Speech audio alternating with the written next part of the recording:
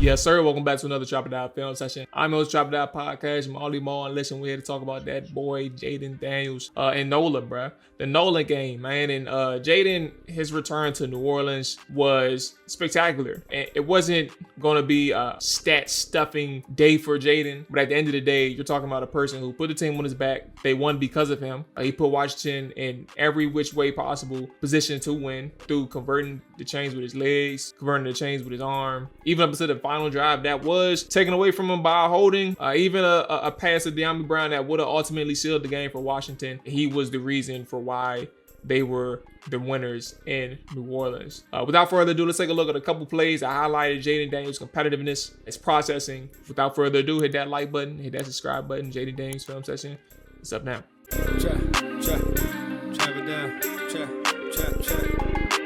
All right, so let's go ahead and start with a Terry touchdown. I mean, even before this, Jayden was on point, but the first drive just highlights exactly what he did to keep Washington in games. Now, some people can sit here and say that this is a stupid decision, or you can sit here and say he's giving his receiver a chance, right? This was a hell of a play from Jayden Daniels. You're talking about a person who activated the scramble drill, just buying time for his team, right? Buying time for his receivers to make a play. Terry McLaurin comes out of nowhere and makes that catch. Now, let's go ahead and start with the play itself and then kind of dissect exactly everything, right? So this is a 2nd and 16 for Washington. Somebody can sit here and say, you know, why not throw it to, who was that? Jamison Crowder at the first level, right? Why not throw it to him? He's wide open, but he's thinking a little bit bigger picture. But also, you get some pressure. So this is what's influencing him to get on the run to begin with, right? But good job by Jayden just to buy some time. Obviously, the offensive line has some issues picking up that stunt, right? We'll show the other angle in a second, but they have issues picking up that stunt. Terry McLaurin runs an outbreaking route. Now, granted, you get both like jet outs and corners over top of the jet outs, essentially clearing out this coverage, right? But when you get this pressure, one, you miss Zach Ertz at the top of your screen, right? Up here, who is open initially, but you get some pressure. Now you're on the move. So you can't even hit Zach Ertz if you wanted to, right? But now you see Terry McLaurin at the bottom of your screen. Seeing that zone void, you can actually see him look. He sees what's open. He starts to exploit it. He's jogging, but now he's sprinting.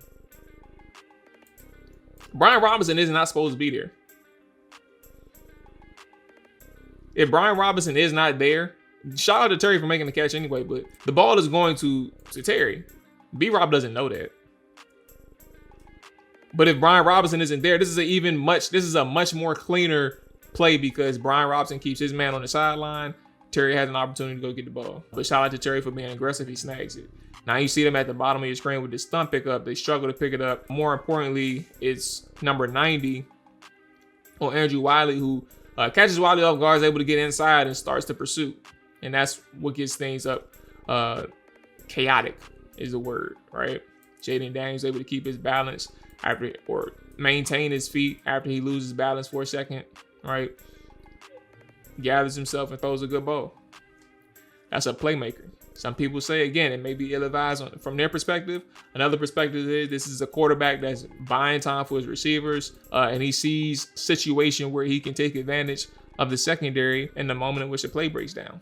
Scramble drill. It is what it is. So Washington goes up 7-0, right? Now, this is a drive where they're on their way to go up 14-0. This is one of the bigger moments of the drive. Again, remember, Washington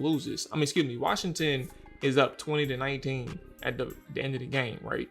They're up 20-13 going into that final drive for the Saints. So this actually, in retrospect, in hindsight, becomes one of the bigger drives of the game. Washington finds himself in the 2nd and 20, following a holding call. So now you're talking about, how do I get the chains moving? How do I keep the ball in our possession after we have such a negative play? Good processing from Jayden. He's able to pre-snap and post-snap read this, right? Start as a 2-high safety. Now they drop down to that single high. Look, you get a cover 3 situation. You're able to work that field or that boundary side safety, right? The closest safety. Work him just enough with your eyes and get him out of position away from that curl, right? To get the ball to De'Ami, who does a really good job at the top of his route, right? Creating that separation with that subtle quickness, being able to get his feet in the ground, turn back around. You get you about 3 yards of separation at this point, right? And he's coming back to the football, which is what any receiver is supposed to do in that moment. Don't wait on the football and go attack it. So good job from Diami, but also, again, when we're talking about working at safety, let's talk about his eyes. Let's look at it from the end zone angle. He gets solid protection here from this point, right? Now you see him working his eyes. He sees Diami initially, right? So he knows he has that one-on-one on the front side of this play. So let me work my eyes towards the middle of the field, towards the other side of the field before I go back to Diami. And this ultimately moves that safety just enough to drill that ball in there and get yourself a 12-yard gain. Now, did he go down? Did Diami go down on this? Oh, yeah, his forearm. So his forearm's down. Some people thought he was still up when he got tackled, but he went down. Anyway, you're talking about a 12-yard game on second and 12. Now you're in 3rd and 8. The very next play for Washington. Now you get an all curls concept, but the spacing between who is that? Zach Ertz, and you have Diami Brown at the bottom of your screen, right? You got Zach Ertz, you got Diami Brown, and you got Jameson. The spacing between Ertz and Brown is just as good, right? Because you got to make sure two things, right? You got to make sure that you get enough space in between all three of these guys who's running that curl concept. But Ertz does a good job breaking his inside, right? The way he's supposed to. He's creating for himself if somebody gets open, but he's also creating for the man next to him in terms of if they get open, right? But then you got Diami who's running a vertical, and your slot safety is essentially who Jayden is reading. He builds completely to the flats, right? Just spot drops to the flats. Doesn't really have a true feel for where Jameson or Diami is. He's just going straight to the flats. Or not flats, but you know what I'm saying. Towards the sideline. And that creates the space that Jayden needs to throw the football. But more importantly, what we're seeing from this conversion itself is the timing of the play being on time, within the structure, and drilling the football to Jameson, who couldn't drop it if he tried because he tried to. He tried to bobble it. He couldn't drop it. Like the velocity of the ball, allowing him to get the football with that much time left, right in between that space. It's not a tight window, but it's a small enough window where like you gotta be on point with your accuracy. Really good rep from Jayden. So we just showed a 3rd and 8, another play, 3rd down, critical moment, and Washington is facing man coverage in this situation.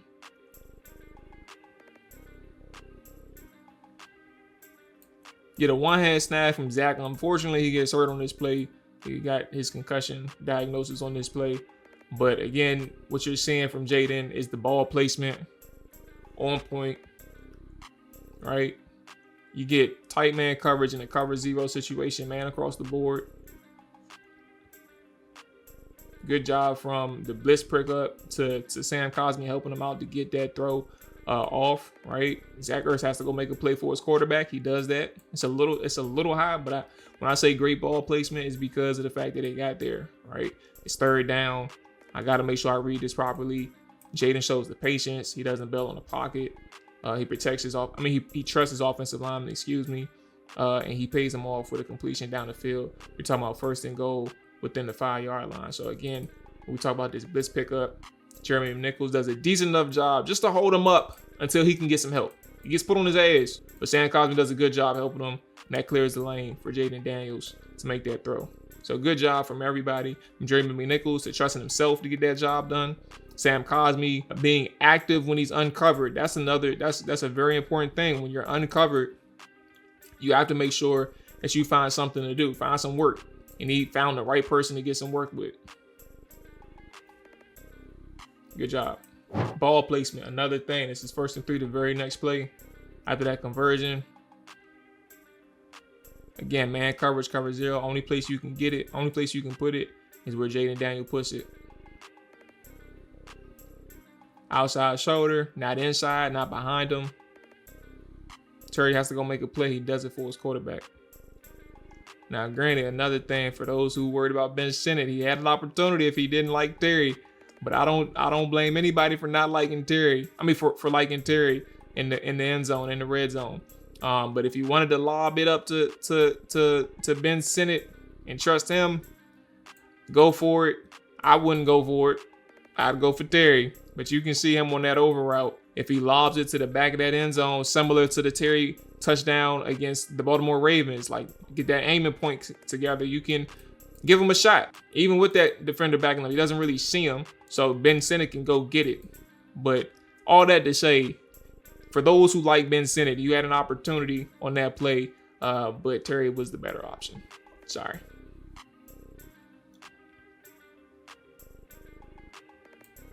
A couple more plays. Now we're talking about third quarter action with Terry. Now we're talking about third quarter. At this point, you know, again, 14-0. You're putting points on the board now, but now you're putting points at a very slower pace than what you were in that first quarter. You don't know that New Orleans is about to get into the game, but they're on their way storming back. Let me do what I can to add some points from my perspective. Again, penalties hurt these guys, missed opportunities downfield. Now, we're not going to sit here and say Jayden was perfect. He was not perfect. We know the overthrows, the overthrow to Terry McLaurin.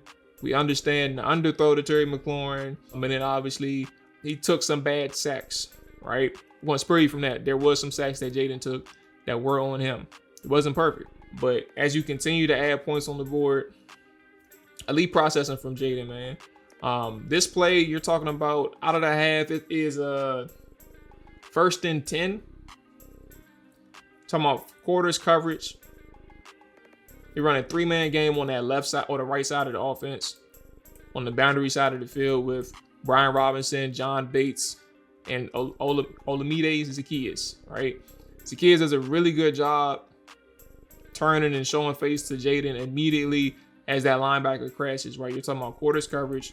So Jayden has a good job diagnosing that pre-snap and more importantly, post-snap, right? He's ready to fire right now. So I paused it, right? You get the man going into the flat. You have your tight end going vertical. And now you have your receiver getting ready to break behind that linebacker. Ball is out. This is important because it gives Olamide an opportunity to run for yak. Like, that's how good the timing, playing within timing and structure of a play is for any offense and any quarterback. If you can get the ball out that quickly, right, it gives the receiver time to react and get upfield. It's a 12-yard pickup on what was like a 2-yard completion. He picks up 10 yards of yak.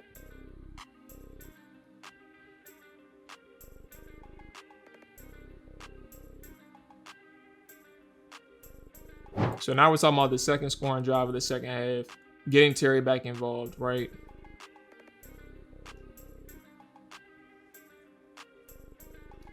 The ball placement against quarters coverage. What this does for Washington, I think, really starts with Terry. Somewhat of a tighter split. He's close. He's inside the numbers on this time, on this rep. So takes his inside release. As he's facing this off coverage, he takes his stem towards that safety. And what that inside release does at the snap, it allows that cornerback to play more aggressively towards Ben Sinnott, who's running that flat route, right? An inside release can probably indicate to that to that cornerback if he's not playing quarters properly, right? Or if he's not marrying that underneath with the high route, right? Is that I can be more aggressive on this flat because he's going vertical and he's going inside. So I'm gonna leave this up to the safety. So Terry does a really good job with his route, taking that inside release and then breaking back out. And what that does, again, as we saw with that safety and that cornerback, more importantly, the cornerback, puts him in a state of conflict. You can see it up here. Puts him in a state of conflict, all right? Jayden does a good job recognizing that immediately, understands that Terry wins with his release. I just have to deliver him a good ball. He does just that. It's elite ball placement and quarters coverage, fitting into that tight spot in between the corner and the safety. Great play. Again, you need points. I'm going to get you points. And he found ways in every which situation to get Washington in position to win. Same drive. We're talking about a 3rd and 14 now. 2nd and 10. You had a 4-yard loss on a Brian Robinson run. I got to find a way to keep this play alive. All right. So now I got some pressure. I don't even need to worry about throwing it. I'm going to get the first down myself because I'm a dog. Again, you get some pressure. The offensive lineman's failing you a little bit. But I see this wide open hole up the middle. I know I trust myself to get this first down. And I don't need to just get 14. I'm going to get you 10 more yards after I get that first down.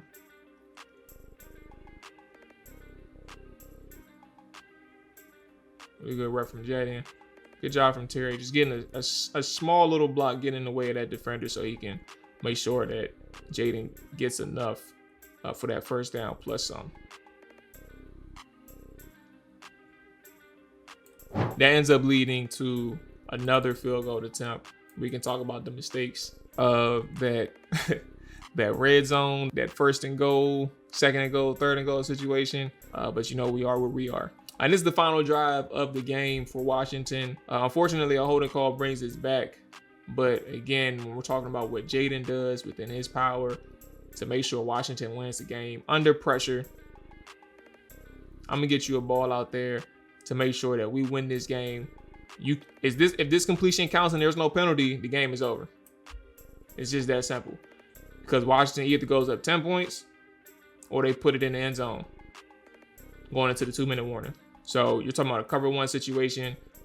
He knows that he's going to have his man one-on-one. And I think this is all the more important for Diami, just in the long run with Noah Brown out, knowing that if I'm going to get these opportunities with Jayden moving forward, even if this is a holding call, I know that he can trust me even more in these man-to-man situations, these one-on-one situations, to try and go get the football. Under pressure, under duress, delivers a good ball. That's as good as it can be for Washington and Jayden Daniels. And more importantly, Diami Brown, who's trying to find a way to make a name of himself down these final stretch of games for Washington and even in the postseason. So that's going to wrap it up for me in this film session. Again, make sure you hit that like button. Make sure you hit the subscribe button if you are new. Bottom line, man, Jayden Daniels throughout the day showed his ass in the best way possible. He came through in clutch moments. He came through when Washington needed them to score. He came through when Washington needed to put more points on the board against New Orleans. Again, penalties that are out of his control. He cannot control those things. But every single time that he had to answer, Jayden responded. Jayden responded on the 4th and 1 call, diving over top of the pile. Right? We didn't show that, but you know, he did it. The throws that he made, some of the decisions that he made with his legs is the reason why Washington came out with their 9th win on the season against the New Orleans Saints. Next matchup, Philadelphia Eagles. That's a tough one, and we know how he played that first game around. It wasn't good, it was ugly, but at the same time, he has an opportunity for a mulligan in his home turf. So let's see how he bounces back. A very good showing against the New Orleans Saints for Jayden in a game where not a lot was going for him in the run game. Not a lot of help from the offensive line standpoint. Without further ado, that's going to wrap it up for us. Y'all stay safe. I'm out of here. Peace.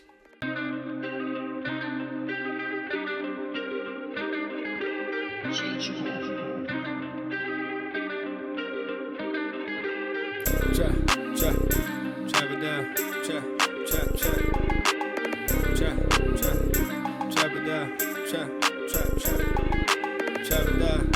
down. Chop it down. You gon' chop it down. Chop it down. You gon' chop it down. Damn, set. Watch him throw the ball. We gon' pick it off. You gon' let him hit the hole or you gon' cut it off. You gon' play through 4th and long or you gon' punt it off. Your defenders, heavy hitters, put your pads in.